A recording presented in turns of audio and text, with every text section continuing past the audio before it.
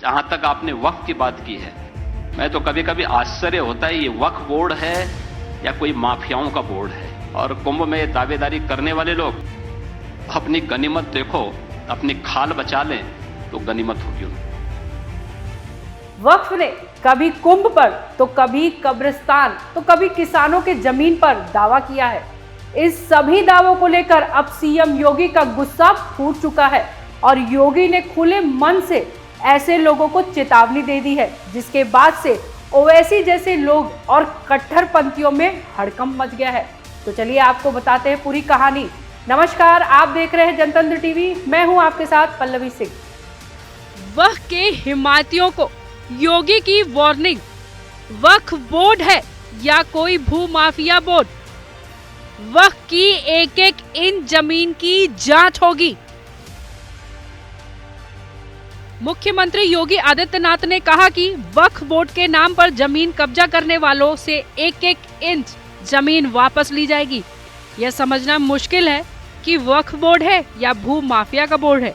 हमारी सरकार ने वक्फ अधिनियम में संशोधन किया है और एक एक इंच जमीन की जांच कर रही है। जिन लोगों ने वक्फ के नाम पर जमीन कब्जाई है उनसे जमीन वापस ली जाएगी और गरीबों के लिए आवास, शिक्षक संस्था और अस्पताल बनाए जाएंगे। सीएम योगी बुधवार को राजधानी में आयोजित एक कार्यक्रम को संबोधित कर रहे थे। उन्होंने कहा कि कुंभ की परंपरा वक्फ से कहीं पुरानी है। सनातन धर्म की ऊंचाई आकाश से भी ऊंची और गहराई समुद्र से भी ज्यादा है। इसकी तुलना किसी मत या मजहब से नहीं की जा सकती। उन्होंने सपा और उसके नेताओं पर भी तीखा हमला बोला। सीएम ने कहा कि डॉक्टर राम मनोहर लोहिया ने कहा था, अगर भारत को समझना है तो राम, कृष्ण और शिव की परंपरा को पढ़ो। जो नेता लोहिया के नाम पर राजनीति करते हैं उन्होंने इनकी बातों को कभी नहीं समझा। हमने अयोध्या को विकास और विरासत का केंद्र बनाया। जो लोग अयोध्या के विकास का विरोध कर रहे थे उन्हें वहां जाने का नैतिक अधिकार नहीं है। सीएम ने संबल में धार्मिक स्थलों पर विवाद का जिक्र करते हुए कहा कि वहां श्री हरि विष्णु का 10वां अवतार कल्कि का उल्लेख पुराणों में भी मिलता है। वहां धार्मिक स्थलों को तोड़कर कब्जा करने का प्रयास हुआ। हमारी सरकार ने न्यायालय के आदेश के अनुसार कार्रवाई की और दंगाइयों को भी सख्त संदेश दिया।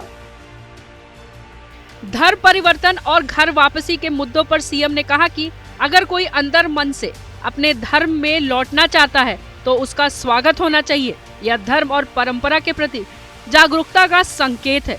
सीएम योगी ने कहा कि विदेशी आक्रांताओं की विरासत पर गौरव की अनुमति करने वाले महाकुंभ को नहीं समझ पाएंगे। इसलिए उनको कुंभ का आयोजन, अयोध्या का विकास, काशी का कायाकल्प और मथुरा वृंदावन का सौंदर्य अच्छा नहीं लगता। उनको बांटना अच्छा लगता है। वह जाति, क्षेत्र, भाषा और अन्य मुद्दों के आधार पर बांटेंगे, फिर राजनीतिक रोटी सेकने का काम करेंगे। उन लोगों से कोई उम्मीद नहीं की जा सकती।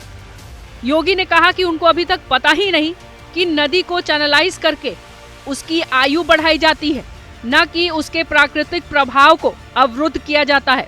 महाकुंभ जैसे आयोजन का प्रदेश और देश की अर्थव्यवस्था पर सकारात्मक प्रभाव पड़ता है।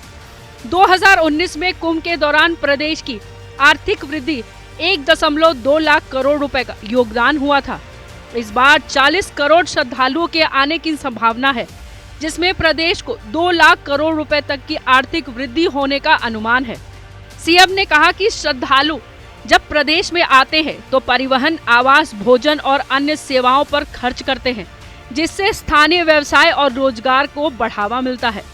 2024 में वाराणसी में 16 करोड़ से अधिक श्रद्धालुओं ने काशी विश्वनाथ के दर्शन किए। वहीं अयोध्या में जनवरी 2024 से सितंबर तक श्रद्धालुओं की संख्या 13.55 करोड़ से अधिक रही है।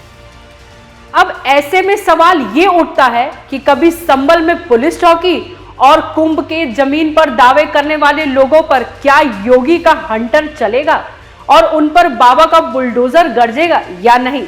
अपनी राय कमेंट कर जरूर बताइएगा। फिर मिलेंगे एक नई कहानी के साथ, तब तक के लिए नमस्कार। जहां तक आपने वक्फ की बात की है, मैं तो कभी कभी आश्चर्य होता है ये वक्फ बोर्ड है या कोई माफियाओं का बोर्ड है। और कुंभ में दावेदारी करने वाले लोग अपनी गनीमत देखो, अपनी खाल बचा लें तो गनीमत होगी उनकी।